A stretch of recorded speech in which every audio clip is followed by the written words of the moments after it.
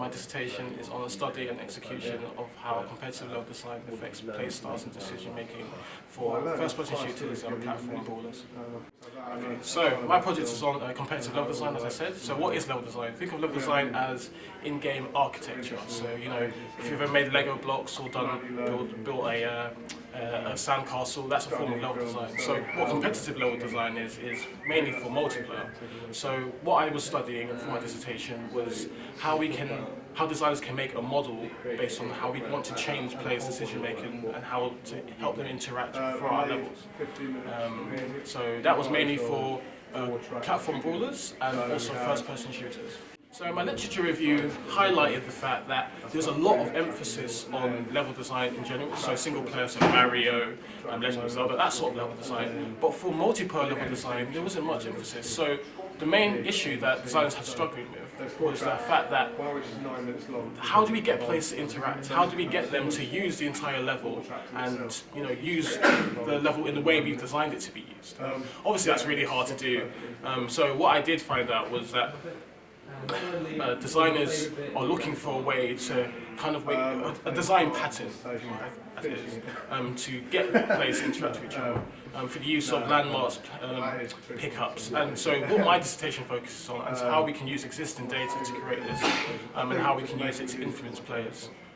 Particularly for play styles, and see what type of play styles they have and if that play style can be changed through a level. Do levels actually factor in on how the game's played and how players interact?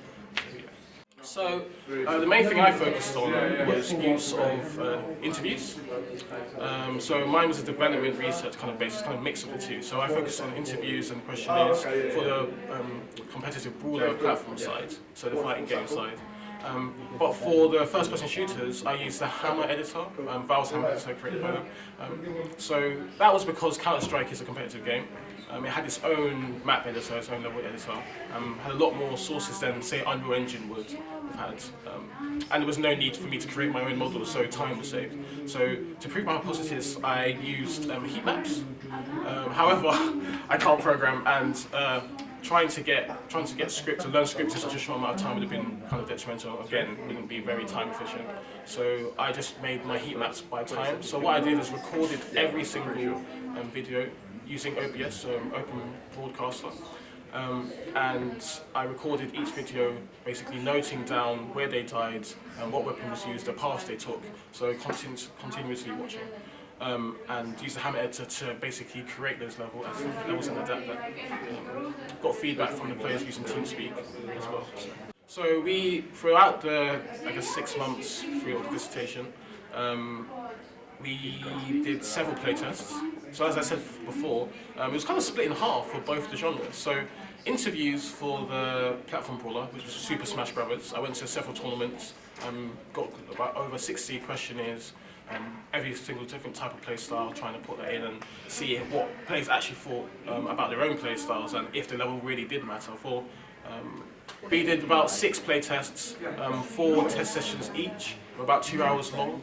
For Counter-Strike Global Offensive, using the levels, and basically got feedback from there, and then that is how I basically tested. So the use of play testing and iterative design was how I used it. So the final outcome is a resounding yes for the platform brawlers. Level design does affect playstyle, particularly because different characters and archetypes are affected by different environment and what options are available to them.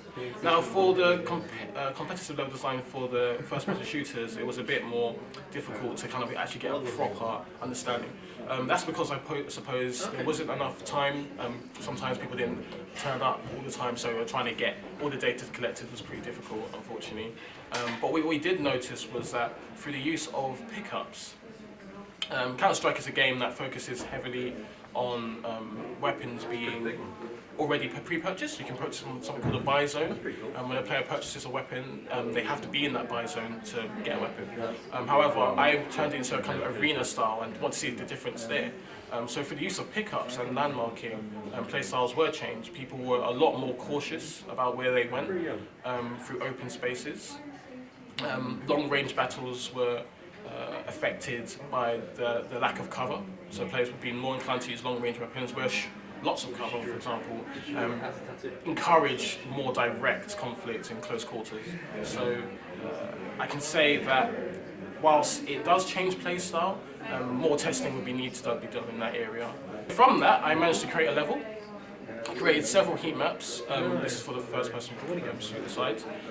But for both genres, I created a model which basically dictated or basically gave instructions on what I found what you would do if you wanted to create your own level. Things you should keep in mind. Some of that was taken from pre-existing data because it's really reusable, but also new data that I found as well.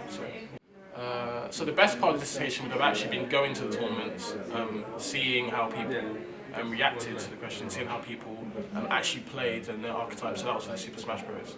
And then for me, myself, actually getting that feedback back, being able to look at the heat maps and data and be like, wow, that happened. You know, that was really cool.